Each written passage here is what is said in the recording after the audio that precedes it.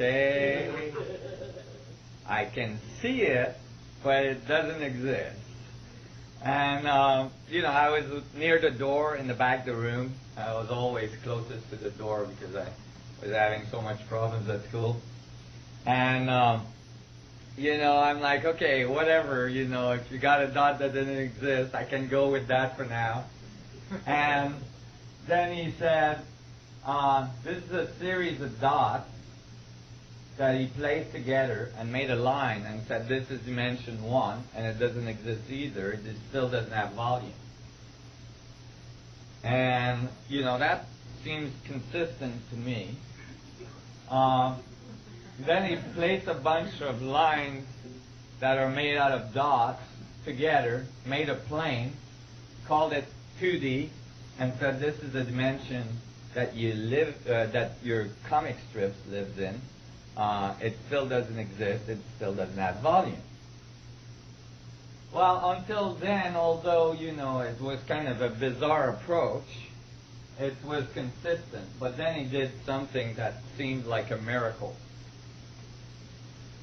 He grabbed 6 of these planes and put them together on the blackboard, made a cube, and said, this is dimension 3, 3D, that one you exist in. I was in the back of the room, and I'm like, oh my God, how can that be? And I could tell that all the other kids in the room were like, huh? But nobody was saying anything. I wasn't about to put my hand up because I knew the next thing that was going to happen is the door was going to get open and I was going to get kicked out again. So I didn't want to do that. So I didn't say anything, but it didn't make sense because it's like that was a mystery cube. Because if you have a dot that doesn't exist, that makes a line that doesn't exist, that makes a plane that doesn't exist. You slap 6 non-existing planes together, you don't get existence. All you get is non-existence to the 4th. Okay? It's got nothing to do with existence. You just have got a bunch of non-existing dots together. So nothing exists. And that was not logical. And I have a tendency to be an extremely logical human being. And it turns out that Buckminster Fuller, I found out later, had the same problem at school. He wrote about it in his book. And he didn't understand how this worked neither, and he didn't thought it was correct. And actually, through my research, I found that this is an ancient riddle. It's mentioned in ancient manuscripts that are from the Middle East and so on, and there is all sorts of treaties about this problem, although this problem is the foundation of our understanding of physics and dimensions. And all of our knowledge is actually based on it. And it creates a lot of problems. This simple riddle that is unsolved has generated a whole set of distortion in our societies and in the way we do physics and the way we understand the universe and how we relate to it. And we're going to see that today. We're going to see this error just come back and bite us in the butt every time we come around the corner. You all following this? Yeah. Well, okay. Well, I was going home from my school that night, and I had an hour and a half bus ride back home. And that's because I kept on getting kicked out of the schools closest to my home. So I had to go further and further, and some physicists once told me, actually, I was furthering my education that way. And I thought that was true because I had all this time to think when I was in the bus.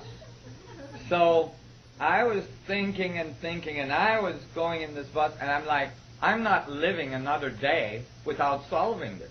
I had no idea that nobody had been able to solve this or anything like that. Nobody told me it was not solvable. Nobody told me I shouldn't be working on this when I was 10. So I was in my bus going, I cannot survive another day on this planet without knowing what the heck a dimension is. And what is this dimension I'm in? And what are these other dimensions I'm experiencing, or these other energies I'm experiencing, and so on. So I'm thinking and I'm thinking and I'm thinking, and I've got a goal in my head that I'm going to solve this before I get off the bus.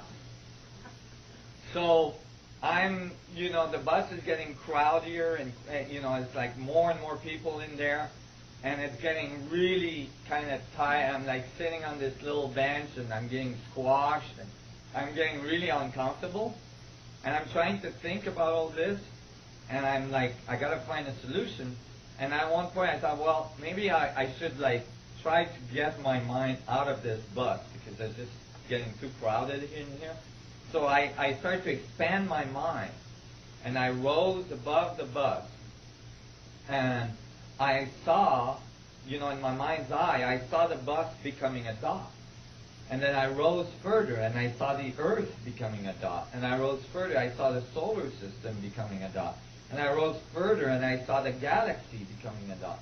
And then I flew back into the galaxy, into the solar system, and back into the, I saw the Earth, and then I saw the bus, and I found the bus, and flew back into my body.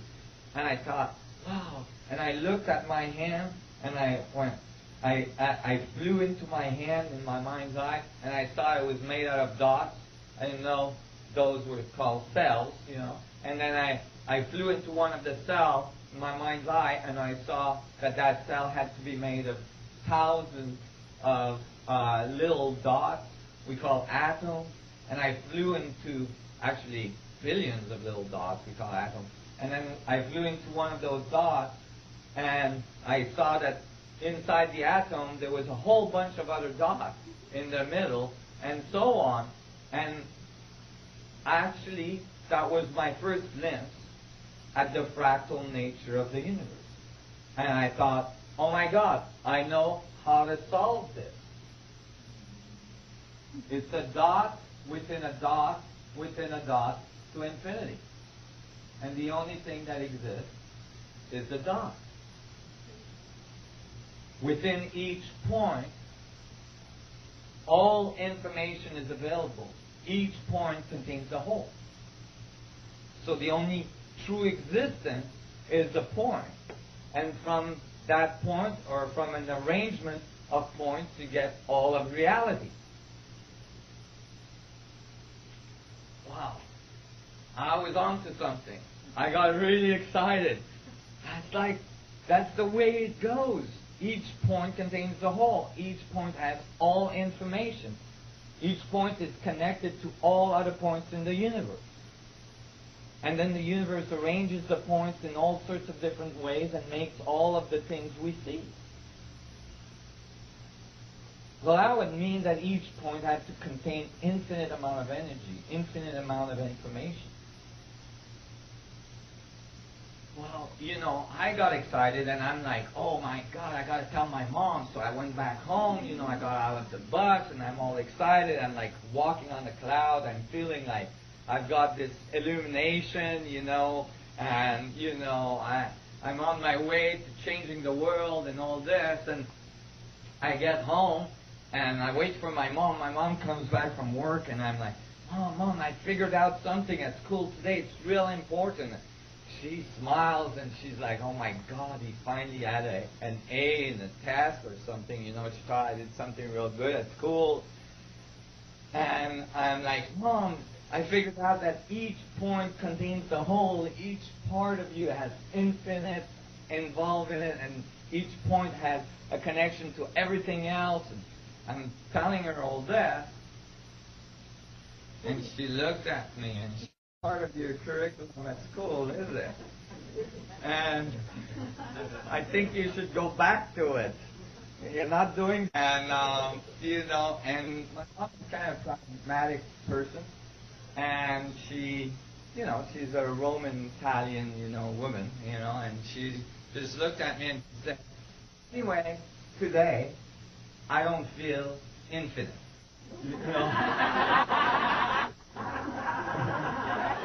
I'm not feeling infinite, so why don't you just go back to your curriculum,